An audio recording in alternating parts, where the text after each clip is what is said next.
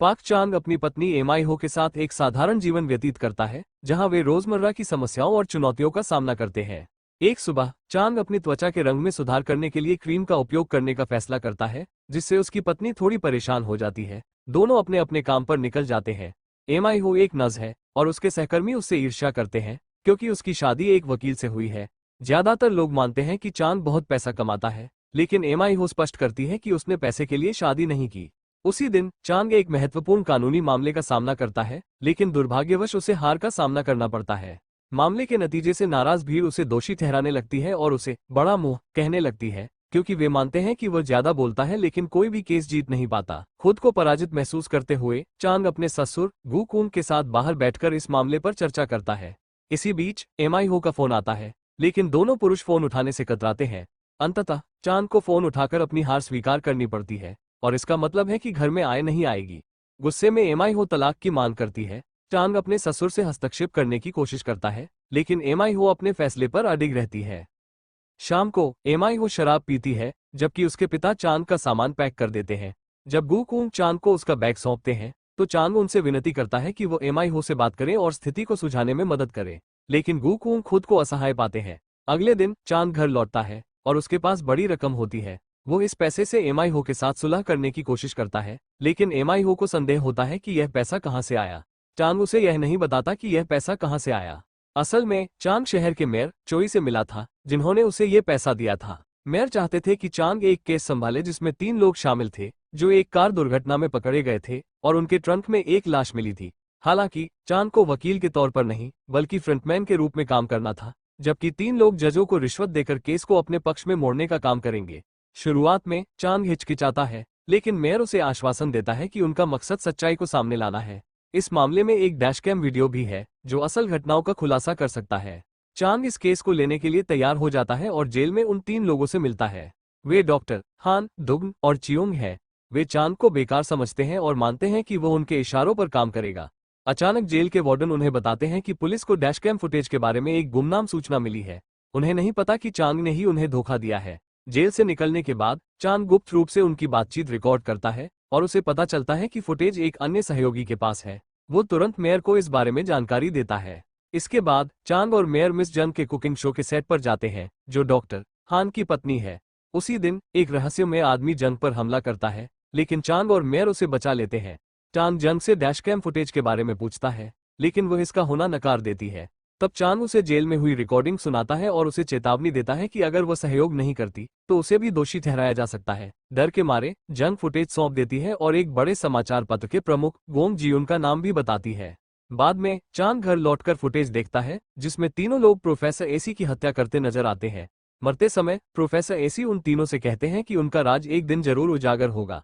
चांग की आर्थिक स्थिति मेयर से मिलने वाली रकम से सुधरने लगती है और वह एमाई हो को एक शानदार डिनर पर ले जाने का फैसला करता है। डिनर के दौरान उसे एक जरूरी फोन कॉल आता है और उसे बीच में ही निकलना पड़ता है। एक महिला कर्मचारी उसे कॉफी देती है, लेकिन उसमें नशीली दवा मिली होती है। ड्राइविंग के दौरान चांग को चक्कर आने लगते हैं और उसकी कार दुर्घटनाग्रस्त हो जाती है। गंभीर हादसे के बावजूद वो थोड़ी देर बाद होश में आता है और सपने में देखता है कि वो पहली बार एमाई हो से कैसे मिला था। इस बीच एक अजनबी उसकी दुर्घटनाग्रस्त कार से डैशकैम फुटेज चुरा लेता है, मगर उसकी परेशानियां यहीं खत्म नहीं होती। पुलिस उसके ऑफिस की तलाशी लेती है और वहां से ड्रग्स, नकदी और सोना बरामद करती है। चांग को गिरफ्तार कर लिया जाता है और मीडिया और पुलिस उसे एक कुख्यात अपराधी बिग माउस के रूप में पेश करते हैं। वकील चोए से मदद मांगने की कोशिश करता है, लेकिन मेयर उसे ये कहकर मना कर देता है कि उसे पहले ही अधिक सतर्क रहना चाहिए था। चोंग को जेल में डाल दिया जाता है और तीनों उसे मारने का फैसला करते हैं, क्योंकि अब वो उनके लिए कोई काम का नहीं है। जब वे उसे फांसी देने वाले होते हैं, तभी राष्ट्रपति गोंग जियुन वार्डन को फोन करते हैं और फांसी रोकने का आदेश देते हैं। गोंग बताते हैं कि बिग माउथ ने उनसे पैसे चुराए हैं और अगर वह मर गया तो पैसे वापस पाना मुश्किल होगा। वार्डन फांसी रोक देता है और चोंग को जेल में अपनी नई जिंदगी के साथ तालमेल बैठाना पड़ता है। जेल में लौटने के बाद चोंग देखता है कि मीहो पत्रकारों से बात कर रही है। अपने बयान के अंत में वो कैमरे की ओर देखते हुए कहती है कि उसने चोंग से मिलने की कोशिश की, लेकिन उसे अनुमति नहीं मिली। इसके बाद एक अभियोजक चोंग से पूछताछ करता है कि क्या वो बिग माउथ है और उसे झूठ पकड़ने वाली मशीन से भी जोड़ा जाता है। लेकिन जैसे जैसे सवाल गहरे होते हैं, दृश्य अचानक बदल जाता है, जिससे ये स्पष्ट नहीं होता कि चोंग सच में बिग माउथ है या नहीं। कुछ समय बाद गोंग अपने सहयोगियों से मिलने जेल आता है और उन्हें चेतावनी देता है कि वे बिग माउथ को कोई नुकसान न पहुंचाएं। क्योंकि उसे अभी भी चोरी हुए पैसे ढूंढने हैं। वार्डन, जो कैमरे पर ये सब देख रहा होता है, इस स्थिति को मनोरंजक पाता है, क्योंकि कुछ शक्तिशाली लोग बिग माउथ को मरवाना चाहते हैं जबकि कुछ उसे जीवित रखना चाहते हैं। फिर वार्डन चोंग से मिलने जाता है। पहले तो वो दोस्ताना व्यवहार करता है, लेकिन जब चोंग ये दावा करता है कि वो बिग माउथ नहीं है, तो वार्डन का रवैया बदल जाता है और वो आक्रामक हो जाता है। इन हालातों से निराश, चोंग जीवन और मृत्यु को लेकर उदासीन महसूस करने लगता है। वो जेल के सरगना चुनसिक से लड़ाई करता है, लेकिन जल्दी ही उसे एहसास होता है कि उसकी जीने की इच्छा उसकी निराशा से कहीं ज्यादा मजबूत है, और वो उसे हरा देता है। चोंग एक सीरियल किलर को भी उकसाने की कोशिश करता है कि वो उसे मार दे, लेकिन जब वो उसकी मां का जिक्र करता है तो हत्यारा रोने लगता है। इस घटना के बाद अन्य कैदियों को यकीन हो जाता है कि चोंग असल में बिग माउथ ही है, क्योंकि केवल इतना ताकतवर व्यक्ति ही इस तरह से खड़ा हो सकता है।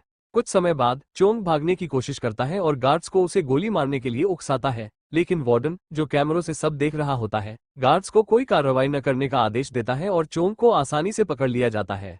अगले दिन कैदियों को नालियों की सफाई का काम दिया जाता है, लेकिन जब उन्हें खराब खाना परोसा जाता है तो स्थिति बिगड़ जाती है। अब खुद को बिग माउथ समझते हुए चोंग एक छोटा दंगा शुरू कर देता है। कैदी गार्ड्स पर कचरा फेंकने लगते हैं, जिससे वार्डन को हस्तक्षेप करना पड़ता है। चोंग वार्डन से भिड़कर उसे धमकी देता है कि अगर उसने चोंग को तंग करना जारी रखा तो वो उसे और 3 अन्य शक्तिशाली लोगों को खत्म कर देगा। वार्डन को पीछे हटना पड़ता है और कैदियों को बेहतर भोजन मिलने लगता है। आखिरकार चोंग का वकील उससे मिलने आता है और मीहो भी साथ होती है। वकील चोंग के तलाक के कागजात लेकर आता है, जिसे देख मीहो चोंग को इस कदम से रोकने की कोशिश करती है। चोंग समझाता है कि वह ये कदम उसे बचाने के लिए उठा रहा है, ताकि मीहो सुरक्षित रहे, लेकिन मीहो अपने अतीत को भूलने से इनकार कर देती है और कहती है कि वो चोंग का साथ कभी नहीं छोड़ेगी। कुछ समय बाद चोंग को एकांत कारावास में डाल दिया जाता है, जहां उसकी पहचान बिग माउथ के साथ पूरी तरह जुड़ने लगती है।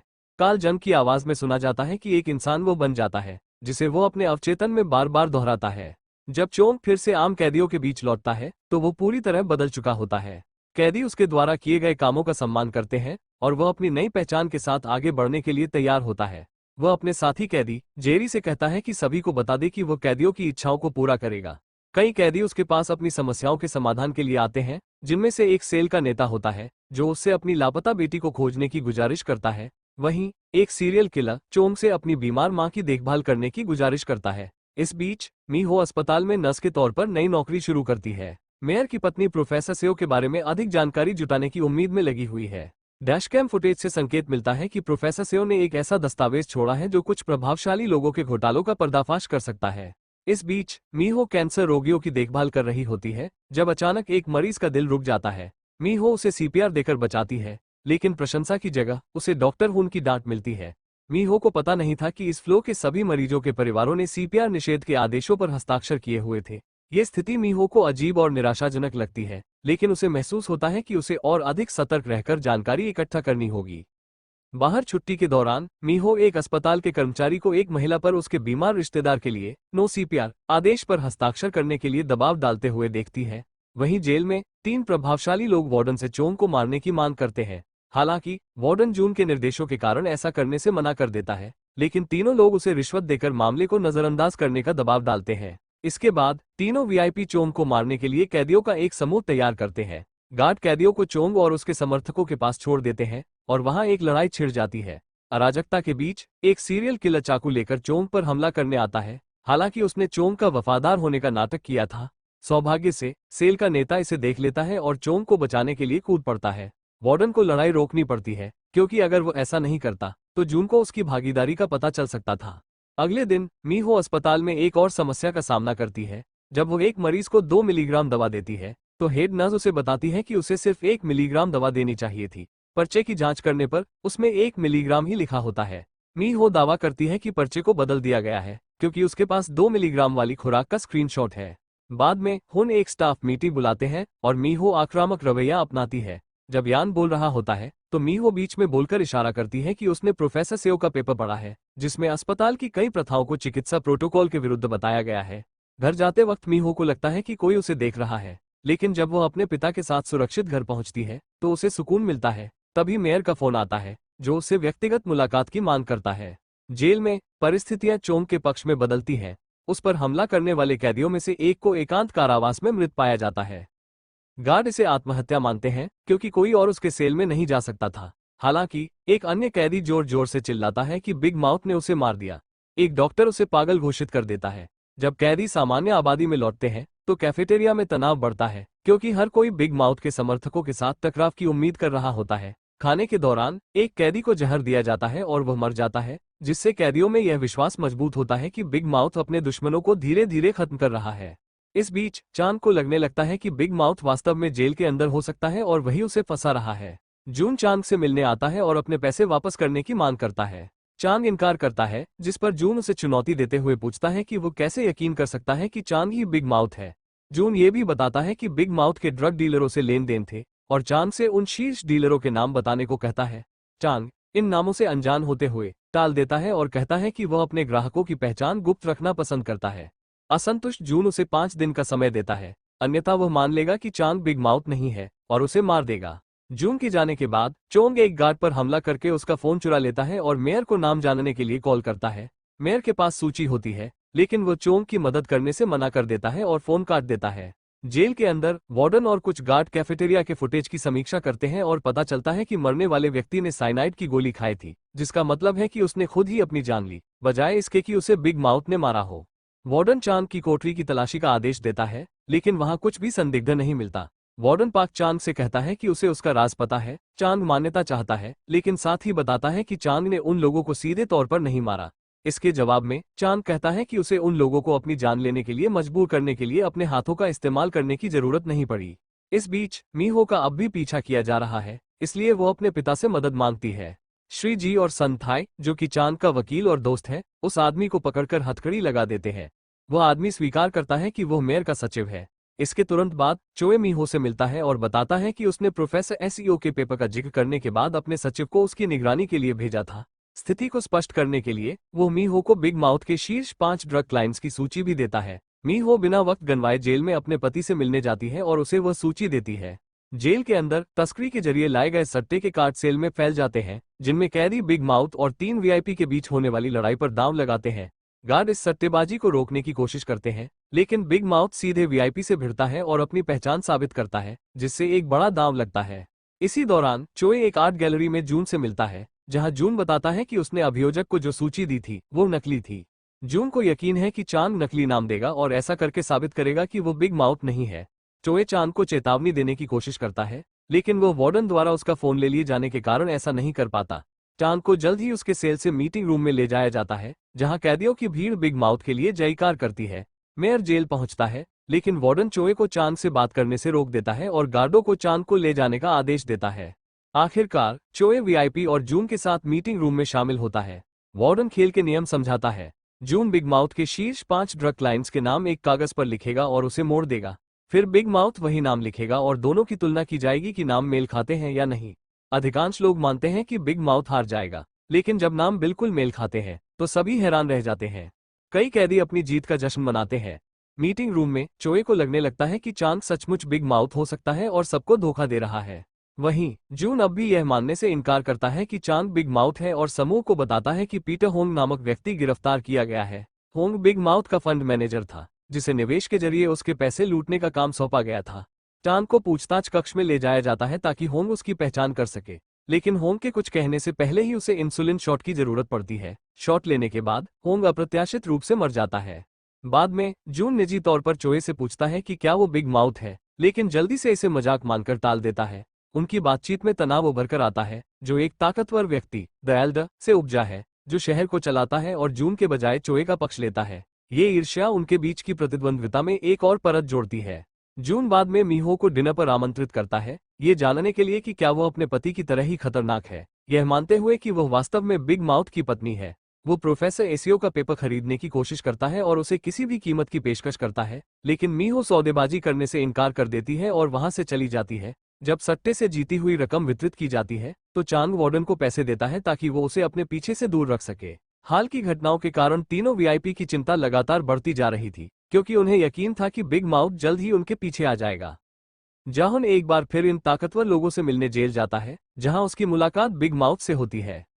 बातचीत के बीच में जून को उसकी पत्नी का फोन आता है, जो उसे बताती है कि किसी ने उसे अंतिम संस्कार के फूल भेजे हैं, चांग की ओर से दी गई स्पष्ट चेतावनी, जिससे वो अपनी पत्नी से दूर रहे। बाद में चांग 3 वीआईपी में से एक डॉक्टर हान को एकांत में ले जाकर बताता है कि उसने फुटेज देखी है और जानता है कि कू की हत्या के वक्त हान केवल ड्राइवर था। इसका मतलब है कि हान को अदालत में हत्यारे के रूप में नहीं पहचाना जाएगा।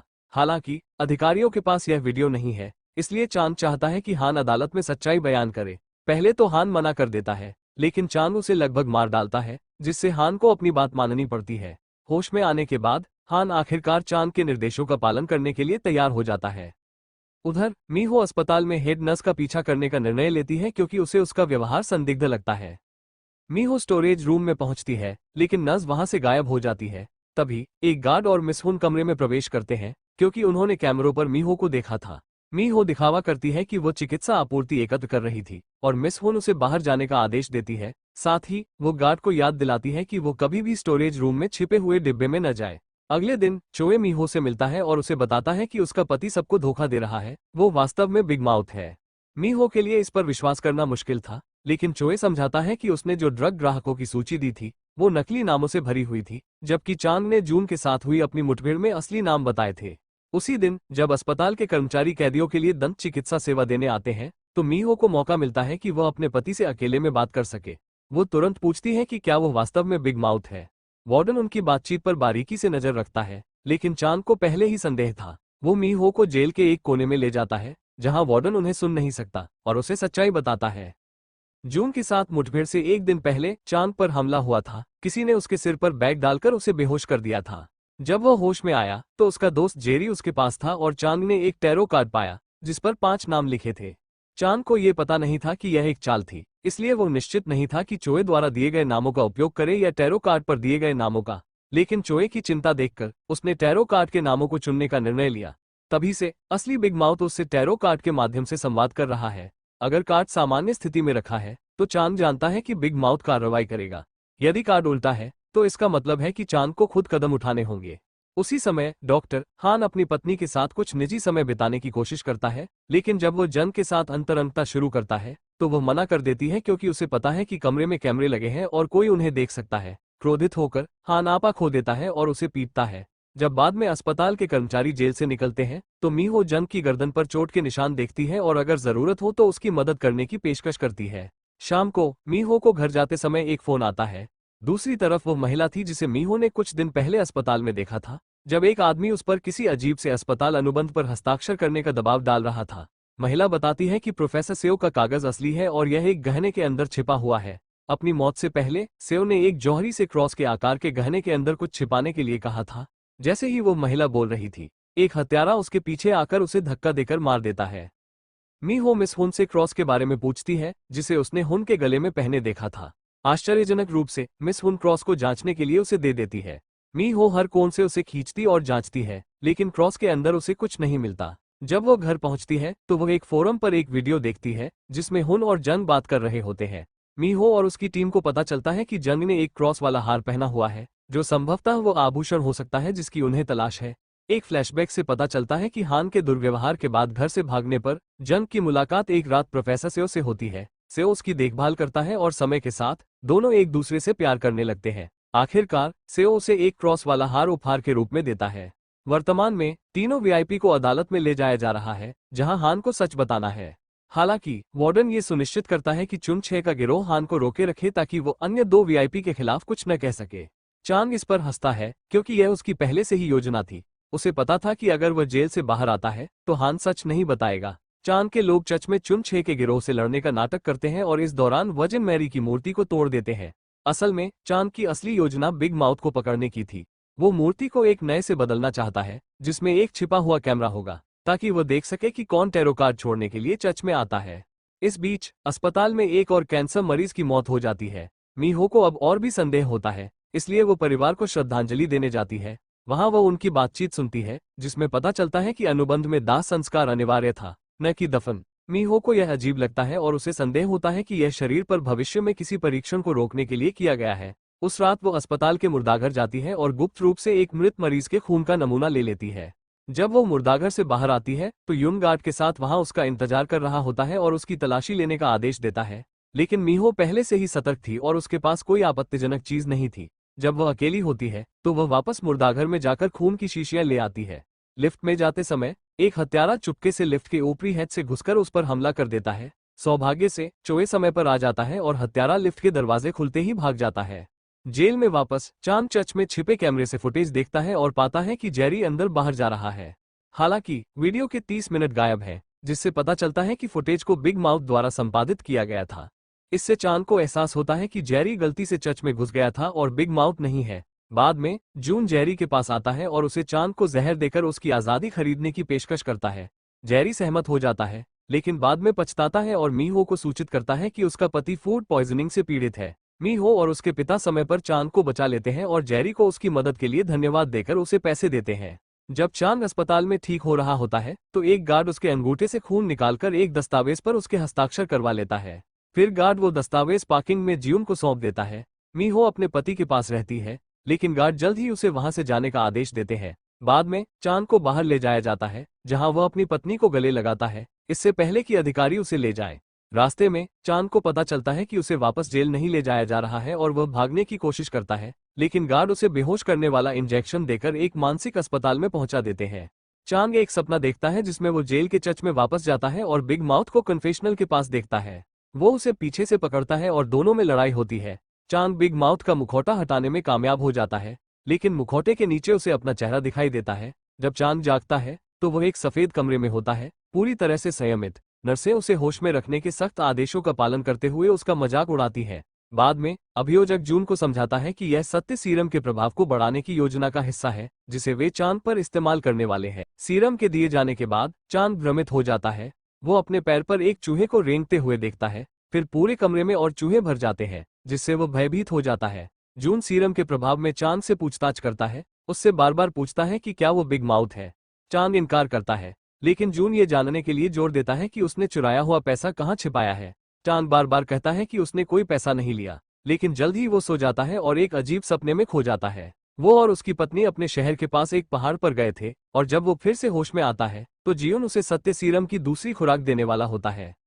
अभियोजक उसे चेतावनी देता है कि एक और खुराक देने से दिल का दौरा पड़ सकता है, लेकिन जियुन को इसकी परवाह नहीं, क्योंकि वो आदमी अब भी नहीं बता रहा कि पैसा कहाँ है। चोंग अपनी जान बचाने की कोशिश में आखिरकार उस पहाड़ का नाम बता देता है जहां वह अपनी पत्नी के साथ गया था, और इस तरह कुछ और समय खरीद लेता है। जियुन और उसकी टीम उस पहाड़ पर पहुंचते हैं और उस स्थान पर खुदाई शुरू करते हैं जहां पैसा होना चाहिए था। उन्हें एक लकड़ी का बक्सा मिलता है, लेकिन उसमें सिर्फ एक सोने की पट्टी होती है। जियुन गुस्से में शरण में लौटता है और बाकी पैसे की मांग करता है। जब चोंग सुनता है कि जियुन को थोड़ा सोना मिला है तो उसे एहसास होता है कि बिग माउथ अब भी उस पर नजर रख रहा है, यहाँ तक कि इस जगह से भी। इसके तुरंत बाद शरण में आग लग जाती है, जिससे चोंग को भागने का मौका मिल जाता है। हालांकि एक बड़ा पुरुष नज उसका रास्ता रोक देता है और दोनों के बीच लड़ाई शुरू हो जाती है। तभी एक फायर फाइटर उसकी मदद के लिए आता है और वो जेरी निकलता है, जो उसका पुराना सेलमेट था। जेरी चोंग को शरण से भागने में मदद करता है और उसे एक कार की चाबी देता है। चोंग पूरी तरह से उलझन में पूछता है कि यह सब क्या हो रहा है। जेरी उसे बताता है कि बिग माउथ ने चोंग को बचाने के लिए उसे पैसे दिए हैं। चोंग पूछता है कि क्या जेरी कभी बिग माउथ से मिला है, लेकिन जेरी के पास जवाब देने का समय नहीं होता और वो जल्दी से गाड़ी लेकर चला जाता है। दुर्भाग्य से पुलिस जेरी को पकड़ लेती है और भागने की कोशिश में वो घायल हो जाता है। पुलिस हर जगह चोंग को ढूंढ रही होती है और उसी रात चोंग एक पुलिस चौकी पर पहुंचता है। जब एक अधिकारी उसकी कार की जांच करता है तो वो चुपके से चोंग के चेहरे की तुलना अपने फोन पर भगोड़े की तस्वीर से करता है। हैरानी की बात है कि वह अधिकारी चोंग को जाने देता है और कैमरा दिखाता है कि अधिकारी के कान के पीछे एक टैटू है। अगली सुबह मीहो और बाकी लोग कार्रवाई करने का फैसला करते हैं। वे 800,000 फॉलोअर्स वाले एक ऑनलाइन शो को गुप्त जानकारी लीक कर देते हैं, जिसमें प्रोफेसर कू के केस पर चर्चा होती है। वे कोर्ट के बाहर भी विरोध करते हैं, दावा करते हुए कि चोंग भागा नहीं था, बल्कि उसका अपहरण किया गया था। जब मीहो अभियोजक से मिलती है तो वो उससे भिड़ जाती है और कहती है कि उसे अपना काम सही से करना चाहिए। वो अभियोजक से उसका फोन मांगती है ताकि ये देख सके कि वो चोंग की मदद कर रहा है या नहीं। बाद में चोंग सुनार को फोन करता है और अपनी पत्नी से बात करने के लिए कहता है। अगले दिन 3 प्रभावशाली लोगों को कोर्ट में पेश किया जाता है, जबकि चोंग लाइव वेब शो पर दिखाई देता है। जैसे ही मुकदमा शुरू होता है, चोंग भविष्यवाणी करता है कि उन तीनों को रिहा कर दिया जाएगा। वो बताता है कि यह मुकदमा महज दिखावा है, लेकिन इसे वास्तविक दिखाने की जरूरत है। अभियोजक उनके खिलाफ 3 सबूत पेश करेगा, जिसमें यह भी शामिल है कि उनका डीएनए प्रोफेसर सीओ के शव पर पाया गया था। हालांकि वे पुरुष ये दावा करेंगे कि वे प्रोफेसर को बचाने की कोशिश कर रहे थे। यही वजह है कि उनका डीएनए शव पर मिला। एक फ्लैशबैक में दिखाया जाता है कि उन तीनों ने ये योजना बनाई थी जब उनकी कार दुर्घटनाग्रस्त हुई थी और उन्हें पता था कि उनका डीएनए जरूर मिलेगा। इस बीच ऑनलाइन ये खबर फैल जाती है कि बिग माउथ लाइव है और मुकदमे की सटीक भविष्यवाणी कर रहा है। जियोन को अपने सचिव से इसके बारे में पता चलता है और वो तुरंत अभियोजक को संकेत देता है कि वो न्यायाधीश से ब्रेक मांगे। जब बुरे लोग फिर से इकट्ठा होते हैं तो जियोन को सुश्री जन का फोन आता है, जो बताती है कि उसके पास सीओ के पेपर्स हैं। वो उन्हें जियोन को कुछ के बदले देने के लिए तैयार है। वो चाहती है कि उसका पति तलाक के कागजों पर हस्ताक्षर करे, जिसे वो ईमेल पर भेजेगी। जियोन जल्दी से कार्य करता है और हान को कागजों पर हस्ताक्षर करने के लिए मजबूर करता है। उनकी मुलाकात के दौरान जंग जियोन को पेपर्स के साथ एक यूएसबी देती है, लेकिन जब जियोन को पता चलता है कि वो दस्तावेज बेकार है तो वह नाराज हो जाता है। वो जंग पर धोखा देने का आरोप लगाता है, ये तर्क देते हुए कि सीओ की हत्या करने वाले 3 लोगों ने इतनी छोटी सी बात के लिए ऐसा नहीं किया होगा। अचानक जियोन को एहसास होता है कि वो पूरे समय कैमरे पर रिकॉर्ड हो रहा था। वो गुस्से में कैमरा पकड़ता है और उसे तोड़ देता है।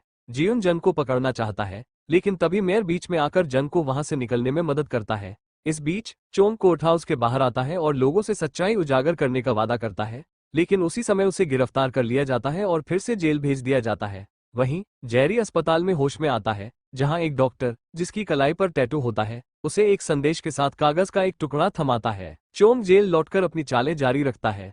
मेयर को गुप्त रूप से सोने की छड़ें और संवेदनशील दस्तावेज जमा करते हुए दिखाया जाता है। अगली सुबह एल्डर 3 पूर्व कैदियों को बैठक के लिए बुलाता है, जिन पर नजर रखने का उसका इरादा है।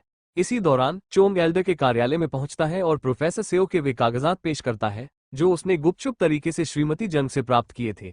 चोंग एल्डर को आश्वस्त करता है कि अब कोई भी चीज उसे खतरे में नहीं डाल सकती। जैसे ही वे बाहर निकलते हैं, तीनों पुरुष जुए का सामना करते हैं, जो उन्हें नीचा दिखाने की कोशिश करता है, लेकिन मेयर हमेशा की तरह एक कदम आगे होता है। पुरुषों ने जुए को याद दिलाया कि वे एक शव से निपटने के लिए सहमत हुए थे, लेकिन जुए कबूल करता है कि उसने उन्हें बेनकाब करने के लिए कार दुर्घटना की साजिश रची थी।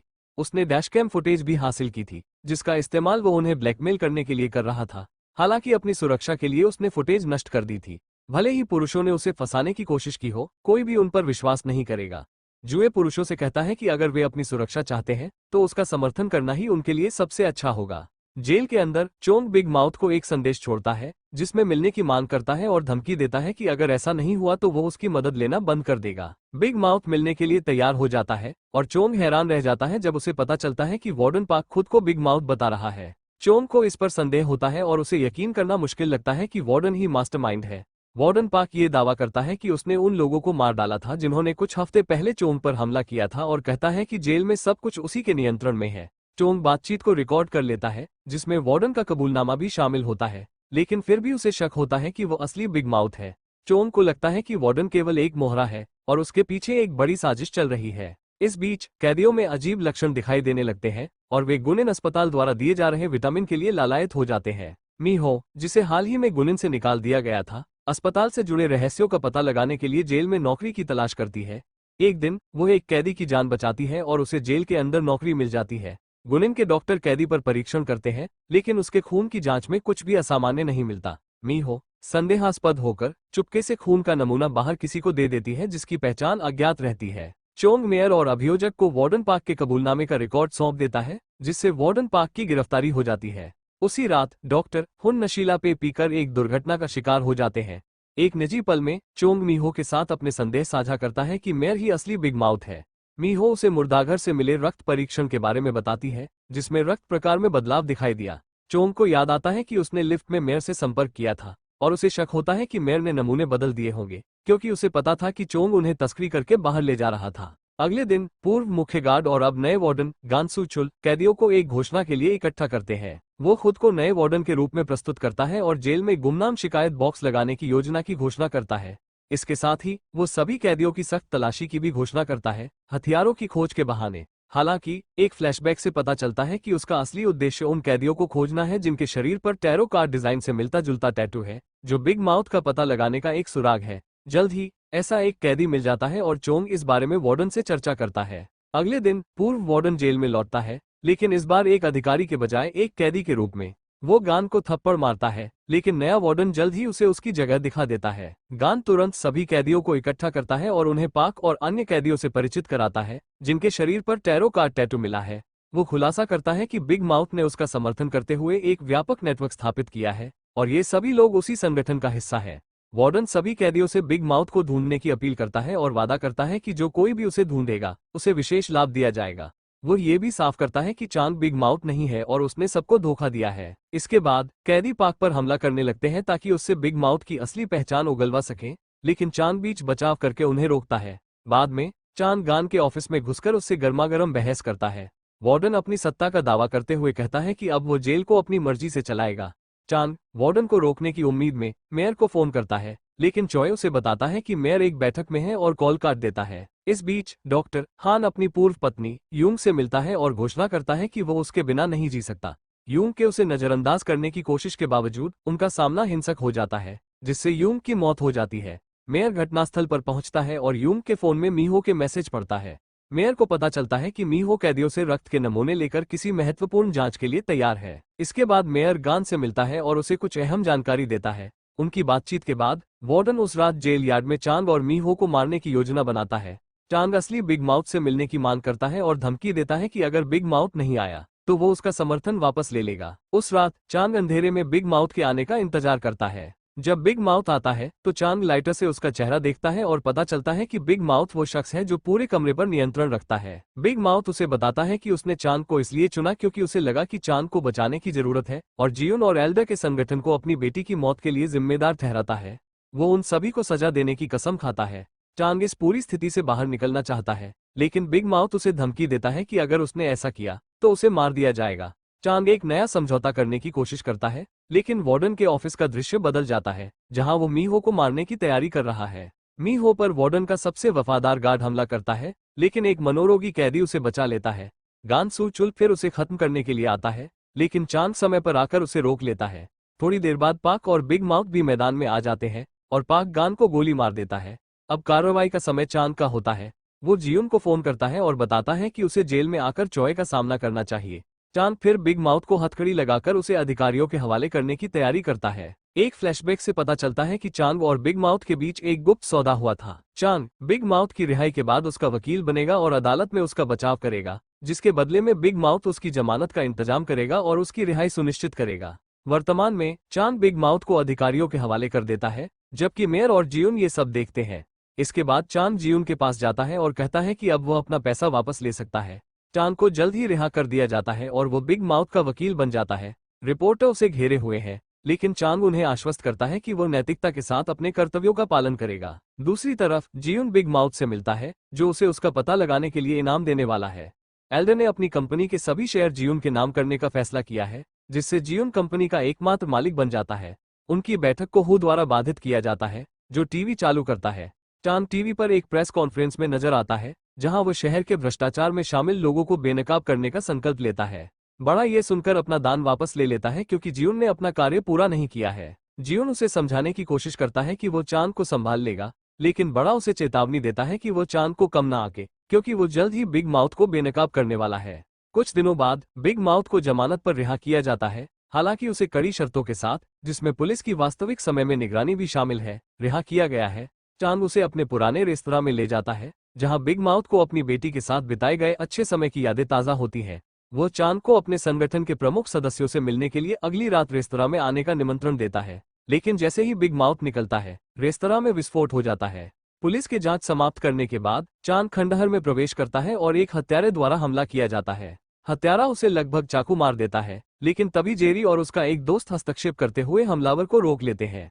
इसके बाद जेरी चांग को एक संगठन की बैठक में ले जाता है, जहां वे बिग माउथ द्वारा छोड़े गए वीडियो को देखते हैं। वीडियो में बिग माउथ कहता है कि जब वे ये देख रहे हैं तब तक वह मर चुका होगा और चांग को नया बिग माउथ घोषित करता है। पाक इस फैसले से नाराज होता है, लेकिन इसका विरोध नहीं कर पाता। चांग ये साफ करता है कि वह हमेशा के लिए बिग माउथ नहीं बनेगा, सिर्फ तब तक जब तक उसका मिशन पूरा नहीं हो जाता। ताए तब आता है और खुलासा करता है कि वो संगठन का हिस्सा रहा है। पाक चांग के लिए परेशानी खड़ी करता है, इसलिए चांग उसे बांधकर एक कार में बंद कर देता है और उसे गैसोलीन से भिगो देता है। पाक को दो विकल्प दिए जाते हैं, या तो वो इस निर्णय को स्वीकार करे या संगठन से बाहर निकल जाए।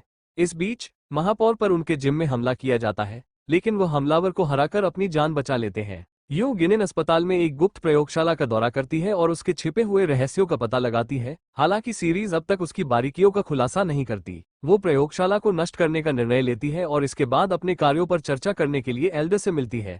एल्डर इससे परेशान होता है, लेकिन यूं बताती है कि प्रयोगशाला पर्याप्त सुरक्षित नहीं थी और वह नई सुरक्षित सुविधा बनाने की योजना बना रही है, जिसमें विश्वसनीय कर्मियों की नियुक्ति की जाएगी। वो नई लैब के निर्माण के लिए धन मांगती है और जियून की कंपनी के शेयरों की भी मांग करती है। बड़े इससे सहमत हो जाते हैं और जियून इसे रोकने की कोशिश में निराश और असहाय महसूस करता है। इस बीच महापौर हाल ही में हुए हमले पर संवाददाताओं से बात करता है, उनसे आग्रह करता है कि वे जल्दबाजी में किसी नतीजे पर न पहुंचे जब तक पुलिस विश्वसनीय जानकारी न दे। उसी रात जियून अपने दोस्तों के साथ कुछ पेय का आनंद लेता है, लेकिन अगली सुबह वह हैरान होता है जब चांग उसे बुलाता है और मिलने के लिए कहता है। उनकी मुलाकात के दौरान चांग जियून को बड़े से मिलने के लिए मनाने की कोशिश करता है, वादा करता है कि वो चोए को हराने में उसकी मदद करेगा, ये जानते हुए कि वे प्रतिद्वंद्वी हैं। बाद में चांग एक प्रेस कॉन्फ्रेंस में घोषणा करता है कि वह आगामी चुनाव में महापौर पद के लिए खड़ा होगा। उसी शाम जियून चांग के साथ मिलकर काम करने का निर्णय लेता है और उसे बड़े से मिलने के लिए ले जाता है। इस अप्रत्याशित बैठक में चांग खुद को बिग माउथ घोषित करता है, लेकिन बड़ा जानता है कि असली बिग माउथ मर चुका है। चांग बताता है कि उसे संगठन ने नया बिग माउथ बनने के लिए मजबूर किया है और सुझाव देता है कि अगर वे साथ काम करें तो दोनों को फायदा हो सकता है। हालांकि बड़ा संदेह करता है, चांग उसे बिग माउथ के संगठन के शीर्ष 10 सदस्यों की सूची देता है। चांग मेयर बनने के लिए एल्डर का समर्थन मांगता है, ये तर्क देते हुए कि यह बिग माउथ के संगठन को हराने का एकमात्र तरीका है और एल्डर को अपने रास्ते से कोई बाधा नहीं मिलने से लाभ होगा। बड़ा इस प्रस्ताव पर विचार करने के लिए समय मांगता है, लेकिन चांग को अगले दिन अपनी जन्मदिन की पार्टी में आमंत्रित करता है। जैसे ही वे बाहर निकलते हैं, चोए चांग को डराने की कोशिश करता है, उसे चेतावनी देते हुए कि यह एक युद्ध है जिसे वह जीत नहीं सकता। इस बीच एमआई हो और उसके पिता एक महत्वपूर्ण खोज करते हैं जब वे एक नर्सिंग होम में एक बुजुर्ग व्यक्ति को ढूंढते हैं। ये पता चलता है कि यह आदमी एल्डर का पूर्व बिजनेस पार्टनर था, जो चाहता था कि उनकी कंपनी नैतिक रास्ते पर चले, लेकिन एल्डर ने पहले ही अपनी व्यावसायिक योजनाओं के लिए एक अलग रास्ता चुन लिया था। वो केवल पैसे कमाने की परवाह करता था, चाहे इसमें किसी को चोट क्यों न लगे। जब एक व्यक्ति उसके खिलाफ हो गया तो बड़े ने उसे नुकसान पहुंचाने के लिए एक दुर्घटना की योजना बनाई। लेकिन कहानी में और भी मोड़ है। मेयर चोए इस व्यक्ति के पोते हैं जिन्होंने अपनी पहचान बदल ली थी जब वो छोटे थे, ताकि बड़े को धोखा दे सके। चोए ने यह सुनिश्चित किया कि बड़े को कभी एहसास न हो कि वो उसके पूर्व साथी का रिश्तेदार है। अब चोए बड़े से बदला लेने के लिए दृढ़ संकल्पित है। अगले दिन चोए ने पाक को चोंग को खत्म करने के लिए अपने साथ मिल जाने के लिए मना लिया। उस रात मीहो बड़े की जन्मदिन की पार्टी में जाती है, लेकिन उसका पति गायब होता है। जब वो चोए के साथ वीडियो कॉल पर होती है, पाक चुपके से आता है और चोंग को मार डालता है। जब मीहो को ये पता चलता है, वो मेयर का सामना करने की कोशिश करती है, लेकिन चोए केवल मुस्कुराता है। बाद में महापौर उस गोदाम का दौरा करता है जहां चोंग की हत्या हुई थी, लेकिन वहां कोई शव नहीं मिलता। पाक दावा करता है कि उसने सब कुछ साफ कर दिया है और चोए उसे अपनी योजना समझाता है, जिससे वो पूरे शहर को नियंत्रित कर सके। इस बीच चांग जिंदा होता है और यह सब एक धोखा था। उसने सब कुछ रिकॉर्ड किया था और बड़े को फुटेज दिखाते हुए चोए के भविष्य में खतरा बनने की चेतावनी देता है। एल्डर चांग को एक नए सहयोगी के रूप में देखता है और चोए की बजाय उसे समर्थन देने का फैसला करता है। चोए जानता है कि उसे जल्दी काम करना होगा। उसी रात वो बड़े से मिलता है और एक दवा उसके खून में इंजेक्ट करके उसकी हत्या कर देता है। फिर वो बड़े के कार्यालय में घुसता है, उसकी वसीयत चुराता है और उसके दस्तावेजों को बदलने के लिए एक साथी को नियुक्त करता है। अगले दिन एल्डर का अंतिम संस्कार होता है और माहौल में तनाव बढ़ जाता है, जिससे झगड़े छिड़ जाते हैं। मीहो एक कैद सीरियल किलर से मिलती है, जो बताता है कि कैदियों को एक सुरंग बनाने के दौरान अधिक कष्ट सहने पड़े थे, शायद जहरीले पानी की पाइपलाइन के कारण। जाते वक्त सीरियल किलर मीहो से कहता है कि वह अपने भाई बहनों को ढूंढे और अपनी मां के स्वास्थ्य की जांच करे। मीहो अपने भाई बहनों को खोजती है, लेकिन वे उससे बात करने से इनकार कर देते हैं। दुर्भाग्य से मीहो को पता चलता है कि वह भी बीमार है, क्योंकि उसकी नाक और मसूड़ों से खून बह रहा है। अगले दिन जून अपने कदम उठाता है और एल्डर की वसीयत पढ़ने के लिए जिम्मेदार वकील से मिलता है। वह चाहता है कि वकील वसीयत की सामग्री बदल दे, लेकिन वकील मना कर देता है। जून के रिश्वत देने के प्रयासों के बावजूद वकील अडिग रहता है। जब अंततः वसीयत पढ़ी जाती है तो सभी हैरान रह जाते हैं कि बड़े ने अपनी आधी कंपनियां उनको और बाकी चोए को दे दी। हर कोई वसीयत देखता है और अपने शेयरों के लिए लड़ने लगता है, जबकि वे पहले से ही उनके मालिक होते हैं। चोए और उसकी पत्नी चुपचाप वहां से चले जाते हैं। उसी रात चोए दिखावा करता है कि वह अपनी पत्नी को एक महत्वपूर्ण रहस्य बताने वाला है, लेकिन ये सिर्फ एक झूठ होता है।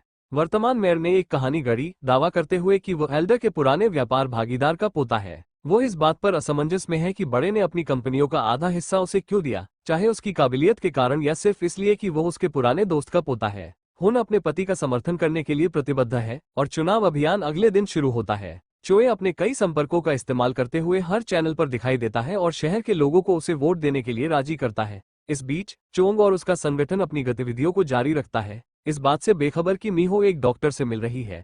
मीहो को रक्त परीक्षण के बाद कैंसर का निदान मिलता है और उसे भविष्य की योजना बनाने की सलाह दी जाती है। अपने समय के सीमित होने की जानकारी के साथ वह अपने पति के पास लौटती है, नशे में हो जाती है और वे झील के किनारे एक साथ टहलने का आनंद लेते हैं। अगले दिन जून अपने दोस्तों के साथ एक बैठक में भाग लेता है जहां हर कोई चुप रहता है। चोए और हुन की नई शक्ति से भयभीत जून उनका विरोध करने की कोशिश करता है, लेकिन यूं उसे चेतावनी देती है कि यदि वह सहयोग नहीं करता तो वो उसे सीईओ के पद से हटाने के लिए एक बोर्ड बैठक बुलाएगी। खुद को कमजोर महसूस करते हुए जून चोए को कुछ ऐसा पेश करता है जो उसके खिलाफ इस्तेमाल किया जा सकता है। वो बताता है कि एल्डर का एक बेटा है जो अमेरिका में रहता है। यह व्यक्ति पूरी तरह से पागल है, यहाँ तक कि उसके अपने पिता भी उसे अपने पास नहीं रखना चाहते थे। हालांकि अगर वो उसे ढूंढकर देश वापस लाने में सफल होते हैं तो वो वसीयत के कुछ हिस्सों पर दावा कर सकता है। इस बीच मीहो को पता चलता है कि साइको किलर कैदी अस्पताल में है और मरने वाला है। वो उससे मिलने जाती है और वो अपनी मां के बारे में पूछता है। मीहो उसे आश्वस्त करती है कि उसकी मां की हालत में सुधार हो रहा है जिससे वो शांति से मर सके। कुछ समय बाद कैदी की बहन मीहो को बताती है कि उसका भाई वास्तव में साइको किलर नहीं है। उसने एक अमीर आदमी के झांसे में आकर झूठ बोला था। असली साइको किलर वही अमीर व्यक्ति था। उन्हें अपनी मां को बचाने के लिए पैसे की जरूरत थी, इसलिए उसने इस झूठी पेशकश को स्वीकार कर लिया। मीहो फिर हुन से मिलने जाती है और उसे सारी सच्चाई बताती है। उससे आग्रह करती है कि वो जो कर रही है उसे रोक दे क्योंकि पहले ही बहुत से लोग मारे जा चुके हैं। उस रात मीहो अपने पति के साथ समय बिताती है, उनके राजनीतिक अभियान में मदद करती है और साथ में भोजन करती है। इस बीच चोए एक बड़ा कदम उठाता है। अगले दिन वो उस व्यक्ति का पता लगाता है जो कुछ महीने पहले एक क्रिप्टोकरेंसी घोटाले के लिए जिम्मेदार था। उस समय चांग घोटाले के पीड़ितों का वकील था, लेकिन वो केस हार गया था। चोए घोटालेबाज को मीडिया के सामने ये कहने के लिए पैसे देता है कि चांग ने केस इसलिए हारा क्योंकि उसे रिश्वत दी गई थी। मीहो चोए और हुन के बारे में और अधिक घातक रहस्यों को उजागर करने की कोशिश करती है। वो एक मछली फार्म की खोज करती है जो बड़े पाइपों से आने वाले पानी का इस्तेमाल करता है, जो एनके केमिकल्स नामक कंपनी से जुड़े होते हैं, जो कभी एल्डर के स्वामित्व में थी। मछली फार्म के मैनेजर का खुलासा है कि एनके केमिकल्स अपनी दवाओं को परिष्कृत करते समय जहरीला अपशिष्ट पानी छोड़ता है। ये पानी अगर पी लिया जाए तो जानलेवा हो सकता है और फार्म की मछलियां भी हानिकारक होती हैं, लेकिन उन्हें बेचा नहीं जाता है। ये मछलियां सिर्फ फार्म को वैध दिखाने के लिए पाली जाती है। इस बीच चोए और चांग टीवी पर बहस कर रहे होते हैं। दोनों एक दूसरे को मात देने की कोशिश कर रहे हैं। मछली फार्म में मीहो मैनेजर के कबूलनामे को रिकॉर्ड करती है और जितने सबूत मिल सकते हैं इकट्ठा करती है। स्टूडियो में वापस क्रिप्टो घोटालेबाज चांग को बदनाम करने के लिए उस पर सवाल उठाता है। मीहो जेरी के साथ स्टूडियो की ओर दौड़ती है, लेकिन बिग माउथ संगठन से जुड़े पुलिसकर्मियों द्वारा उन्हें रोकने की कोशिश की जाती है। जब मीहो स्टूडियो पहुंचती है, वो माइक्रोफोन पकड़कर दुनिया को बताती है कि उसे कैंसर हो गया है, जो एनके केमिकल्स के जहरीले पानी के संपर्क में आने के कारण हुआ है। वो मछली फार्म से वीडियो चलाती है, सच्चाई उजागर करती है और एक बड़ा घोटाला सामने आता है। चांग इस विवाद के दौरान शांत रहने की कोशिश करता है, लेकिन मीहो शांत रहकर उसे स्थिति संभालने में मदद करती है। पूरे शहर में विरोध प्रदर्शन शुरू हो जाते हैं और अभियोजक चोए को पूछताछ के लिए बुलाता है। मीहो चांग से मिलती है और उसे बताती है कि हुन ने जो नुकसान पहुंचाया है उसके लिए उसे जवाबदेह ठहराया जाएगा। वो ये भी समझाती है कि कितने लोग अपने प्रियजनों को खो चुके हैं। तमाम घटनाओं के बावजूद चोए चुनाव जीतकर मेयर बनी रहती है, जो सबको चौंका देता है। मीहो सभी को उम्मीद बनाए रखने के लिए प्रेरित करती है। अचानक उन्हें हुन से एक पैकेज मिलता है जिसमें एक पुराना बना फोन होता है जिसे चोए गुप्त संदेशों के लिए इस्तेमाल करता था। जैसे जैसे दिन बीतते हैं मीहो की हालत बिगड़ती जाती है, लेकिन वह आने वाले मुकदमे को मिस नहीं करना चाहती क्योंकि यह बना फोन चोए को जेल भेजने के लिए महत्वपूर्ण साबित हो सकता है। दुर्भाग्यवश चोए उनसे एक कदम आगे है। उसके एक साथी ने दावा किया है कि फोन उसका है और उसने सारे संदेश और कॉल बदल दिए हैं, जिससे कोई भी चोए को दोषी साबित करने वाला सबूत नहीं बचा। चोए बिना किसी सजा के छूट जाता है। कुछ दिनों बाद मीहो की मृत्यु हो जाती है। उसके अंतिम संस्कार के बाद चांग मामले को अपने हाथों में लेता है। वो चोए से एक जिम में मिलता है जो अब उसका अपना होता है और उसे बताता है कि जिम में एनके केमिकल्स का जहरीला पानी मिला हुआ है। चोए पानी से प्रभावित होकर वहीं मर जाता है और चांग आखिरकार उस न्याय को प्राप्त करता है जो कानून से परे था। यहाँ इस कहानी का अंत होता है। अगले वीडियो में फिर मिलेंगे, तब तक अपना ध्यान रखें और दूसरे वीडियो का आनंद लें।